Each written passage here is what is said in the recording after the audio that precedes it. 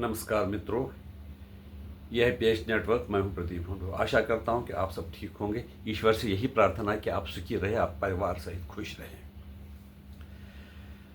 पिछले 4-5 दिनों से आसाम में बड़ी गहमा गहमी हो रही है। जो बांग्लादेशी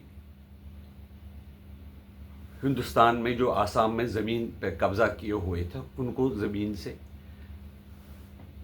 बेदखल किया जा रहा है। कहते हैं कि 10 लाख हेक्टेयर ज़मीन जिस पर बांग्लादेशी लोगों ने कब्जा किया हुआ था, वो खाली हो गई। इसलिए जो आसाम से कई ट्रकों के ट्रक वहाँ से निकलते देखे गए, जिसमें गद्दे, टेंट वगैरह वो ले जा रहे हैं। वो कहाँ जा रहे हैं? बंगाल की ओर।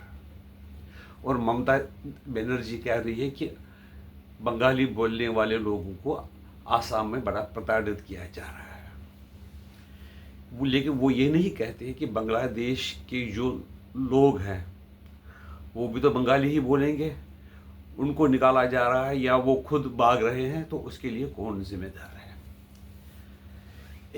कुछ दिन पहले राहुल गांधी जी आसाम का दौरा किए हुए थे, तो उन्होंने कहा जब हमारा शासन होगा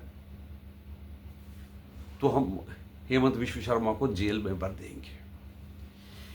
यानी कि कांग्रेस को लग रहा है कि हमारे जो वोटर हैं, जो हमने बनाए हुए हैं अवैध वोटर बांग्लादेश के, रोहिंग्या वगैरह, उसको जो हेमंत विश्व शर्मा है वहाँ से निकालना चाहता है। उनको पता है कि हमारी जो जीत का कारण था यही वोटर हैं जो अवैध तरीके से हिंदुस्तान में आए हुए हैं। ये जो सिलसिला आसाम में कब से शुरू हुआ? जब से आसाम के मुख्यमंत्री फखरुद्दीन अली अहमद बने। उन्होंने आसाम में बांग्लादेशी और मुसलमान वोटरों को बसाना शुरू कर दिया, उनको ज़मीन भी बांट दी। लेकिन 171 के पहले क्या हुआ था वो बात अलग है। फिर 171 के बाद जो समझौता हुआ, उसके बाद आसाम सरकार और जो उल्फा के थे प्रदर्शनकारी विद्यार्थी, उनके पास समझौता किया और वहाँ पर NRC लागू की। वो राजीव गांधी और उल्फा के साथ समझौता हुआ था। उसके मुताबिक वो कानून भी बन गया और वो उसके लिए सरकार बाध्य है कि उस पर कार्रवाई करने के लिए। उस पर ट्रिब्यूनल भी बनाए गए और जो अवैध है उनको डिटेंशन सेंटर में भी रखा गया। कई तो अब बंगाल में चले गए। लेकिन इस सिलसिले में बांग्लादेश के दो अधिकारी धमकी दे रहे हैं हिंदुस्तान को, हम ऐसा करेंगे, हिंदुस्तान का वैसा करेंगे। यहाँ से कथित बांग्लादेशी वोटर को निकालकर हमारे बॉर्डर पर धकेला जाता है। वो जानते हैं कि क्या हो रहा है, फिर भी वो उनको सपोर्ट करते हैं।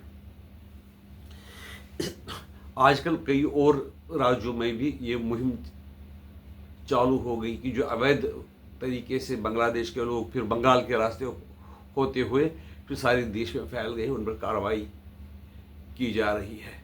आज गुड़गांव में भी कोई 52 लोगों को पकड़ा गया, जिसमें वेरिफिकेशन हो गई कि 10 की अभी तक शिनाख्त हो गई है, पूरा बांग्लादेशी है। और जो लोकल लोग हैं वो दुखी से दिखने लगे हैं। वो कहते हैं कि हमारे घर में मेड नहीं आया, किसी दिन घर में सफाई वाली नहीं आई। अगर आप चाहते हो कि आपका फ्यूचर सही रहे तो आपको ये थोड़ा बर्दाश्त करना पड़ेगा। जो हमारे पास हिंदुस्तान में भी काम करने वाली है और दूसरे एक्टिविटी में शामिल होने के लिए लोग हैं, लेकिन वो थोड़े से महंगे हो जाएंगे, उसको बर्दाश्त करना पड़ेगा। लेकिन खाली आपके घर में मेड नहीं आए, हम देश को बर्बाद नहीं कर सकते हैं। आपको ये सोचना चाहिए कि अगर ये बस गए हिंदुस्तान में, उसका खमियाजा हमें, आज हमारी ज़िंदगी आराम से कटेगी, लेकिन कल हमारी ज़िंदगी में बड़ी समस्याएं होंगी। इसलिए हमें थोड़ा सा पॉजिटिव होकर सरकार का साथ देना चाहिए। अगर किसी को जानकारी हो कि यहाँ पर बांग्लादेशी है, रोहिंग्या बसे हुए हैं, तो सरकार को बताना चाहिए ताकि उन पर कार्रवाई की जा सके और देश से बाहर निकाला जा सके।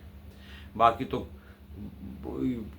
कांग्रेस, असदुद्दीन ओवैसी, मुलायम सिंह यादव, ममता बनर्जी तो उनके साथ ही है, लेकिन हमें देश के साथ रहना चाहिए।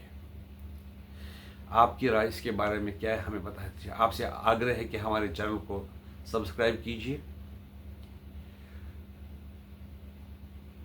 लाइक कीजिए वीडियो को, और ज़्यादा से ज़्यादा उसको शेयर कीजिए। कमेंट करना ना भूलें।